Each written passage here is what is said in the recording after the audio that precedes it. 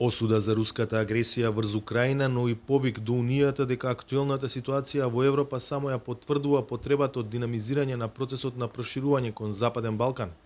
Такви пораки од Цетиње пратија претседателите на Црнагора и Северна Македонија, двете земји кои последни се придружија на Северноатлантскиот сојуз. Рускиот напад на Украина многу јасен начин ги потврди придобивките од нашето членство во Алијансата. Ужасот кој го гледаме во Украина, мислевме дека е невозможен на европско тло по страшните војни од минатиот век. За жал, сведочиме на страдање на милиони граѓани. Пред наши очи се одвива огромна хуманитарна и бегалска криза. Потребна ни е солидарност и уште поголема соработка. Според Мило Џукановиќ, она што сега Русија го прави во Украина, таа се обидела да го спроведе и на Западниот Балкан. Ovo što se danas događa u Ukrajini potiče iz istog naslova. Она што сега се случува во Украина е продолжение на настаните што ги имавме во Црнагора и во регионот од 2015-та. Во право се сите кои политиката на претседателот на Русија ја толкуваат како ревизионистичка. Намерата е јасна да го врати назад тркалото на историјата и да не врати во времето на студената војна кога големите земји, како Русија, можеа да ја одредуваат иднината на помалите држави. Црнагора има искуство со тоа и во 2015 и во 2016 преку форма на државен удар имавме обид на Русија да спречи зачленување на Црнагора во НАТО.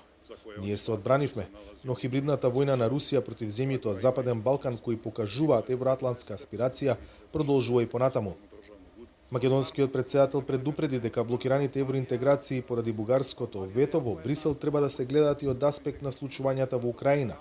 Ветото на Софија, која ја кочи и Албанија, резултираше со барање на властите од Тирана за одвојување на Албанија од Северна Македонија во процесот на пристапување. Не гледам ништо спорно во изјавата на господинот Драма, само би сакал во оваа ситуација да апелирам до оние кои одлучуваат во Брисел и во главните европски градови, дека на страна тоа што нема да има никакви безбедносни импликации од тоа евентуално одвојување после јуни, никакви безбедносни импликации за нас, сигурно.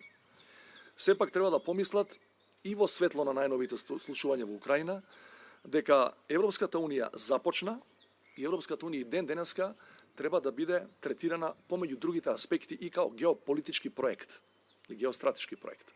Во таа смисла, целиот регион треба да го најде своето место час поскоро во Европската Унија. Во јавниот настап, двајцата претседатели не го спомнаа вчерашното ставање македонски државјани на Црнагора на така наречената црна американска листа. На списокот се најдоа екс-премиерот Никола Груевски, поранешниот директор на УБК Сашо Мијалков, како и поранешниот претседател на Србија и Црнагора Светозар Маровиќ. Вашингтон за нив оценува дека представуваат сериозна закана за регионалната стабилност, за довербата во институциите и за оние кои очекуваат владење на правото во Западен Балкан. За Гласот на Америка, од Скопје, Владимир Мирчевски.